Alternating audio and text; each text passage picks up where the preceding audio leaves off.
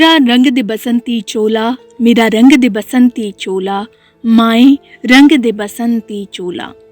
ये गाना कानों पर पड़ते ही आंखों के सामने आती है क्रांतिवीरों की कहानी।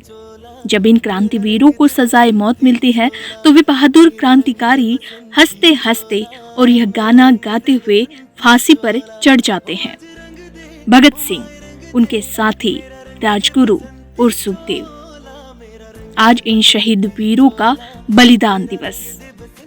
ईश्वर की उपस्थिति पर अनेक तर्कपूर्ण सवाल खड़े करने वाले इस संसार के निर्माण, मनुष्य के जन्म, मनुष्य के मन में ईश्वर की कल्पना के साथ साथ संसार में मनुष्य की दीनता, उसके शोषण, दुनिया में व्याप्त अराजकता और वर्गभेद की स्थितियों का विश्लेषण करने वाले शहीद भगत सिंह।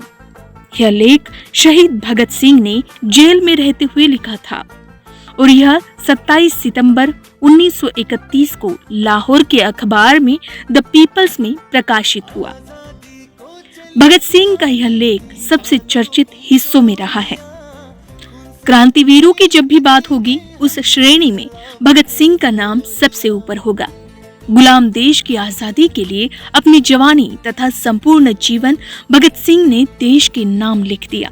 सदियों में ऐसा एक वीर पुरुष जन्म लेकर धरती को कृतार्थ करता है। देशभक्ति के भाव से ओतप्रोत शहीद भगत सिंह का जन्म पंजाब के जिला लायलपुर गांव बंगा में हुआ था। 28 सितंबर 1907 यह तारीख थी और एक देशभक्त सिख परिवार में उनका जन्म हुआ। इस परिवार के आचरण का अनुकूल प्रभाव सरदार भगत सिंह पर पड़ा। शहीद भगत सिंह ने न केवल जीवित रहते ही बल्कि शहीद होने के बाद भी देश की आजादी में महत्वपूर्ण भूमिका निभाई और अपने शौर्य से अनेक नौजवानों को देशभक्ति के लिए प्रेरित किया है। शहीद भगत सिंह उन युवाओं में शामिल थे जो देश की आजादी के लिए गांधीवाद विचारधारा में नहीं बल्कि लाल पाल पाल के पद चिन्हों पर चलने में विश्वास रखते थे। उन्होंने उन लोगों से हाथ मिलाया जो आजादी हेतु अहिंसा का नहीं बल्कि ताकत का प्रयोग करते। इस वजह से लोग उन्हें साम्यवाद, नास्तिक तथा समाजवादी कहने लगे। 13 अप्रैल 1919 में जालियांवाला बाग हत्याकांड ने भगत सिंह पर बहुत गहरा प्रभाव पड़ा और यही घटना भारत में ब्रिटिश सरकार के अंत की शुरुआत का कारण बना। सर्वप्रथम भगत सिंह ने अपनी पढ़ाई को बीच में ही छोड़कर भारत की आजादी के लिए नौजवान भारत सभा की स्थापना की। तत्पश्चात राम प्रसाद बिस्मिल के फांसी से वह इतने क्रोधित हुए कि चंद्रशेखर आजाद के साथ मिलकर हिंदुस्तान रिपब्लिकन एसोसिएशन से जुड़ गए। साइमन कमीशन के भारत आने की वजह से पूरे देश में विरोध प्रदर्शन प्रारंभ हो चुका था। 30 अक्टूबर 1928 के दिन एक दुखद घटना घटित हुई जिसमें लाला लाजपत राय के नेतृत्व में साइमन कमीशन के खिलाफ विरोध कर रहे युवाओं और लाला लाजपत राय की लाठी से पीट कर हत्या कर दी गई। उन्होंने अपने अंतिम समय में भाषण में कहा था, मेरे शरीर पर पड़ी एक एक चोट ब्रिटिश साम्राज्य के कफन की कील बनेगी।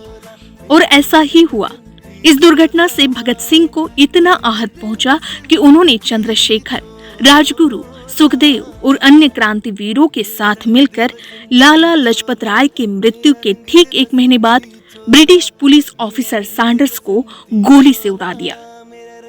8 अप्रैल 1929 को भगत सिंह तथा बटुकेश्वर दत्त ने ब्रिटिश सरकार की क्रूरता का बदला केंद्रीय असेंबली पर बम फेंक कर लिया, जिसकी गिरफ्तारी के बाद गांधी जी समेत अन्य लोगों के अनेक आग्रह करने पर भी उन्होंने माफी मांगने से इनकार कर दिया। 6 जून 1929 को दिल्ली के सेशन जज लियोनार्ड मिडल के अदालत में भगत सिंह ने अपना ऐतिहासिक बयान दिया और उन्हें राजगुरु तथा सुखदेव के साथ फांसी की सजा सुनाई गई। भगत सिंह के साहस का अनुमान हम उनके आखिरी बयान से लगा सकते हैं, जिसमें उन्होंने साफ तौर पर केंद्रीय असेंबली पर बम फेंकने की बात तो कबूली और उन्होंने ऐसा क्यों किया यह सरेआम सबके समक्ष लोगों के भीतर की ज्वाला को जगाने के लिए बताया।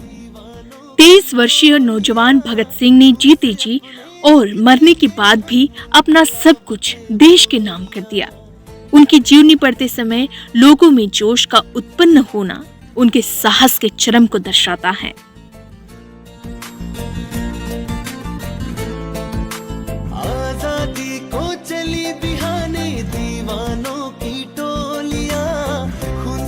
उन्हें लिख देंगे हम इनकलाब के बोलियां। हम वापस लौटेंगे लेकर आजादी का टोला। मेरा रंग दे, मेरा रंग दे बसंती चोला, मेरा रंग दे बसंती चोला, मेरा रंग दे बसंती चोला, माए रंग दे बसंती चोला।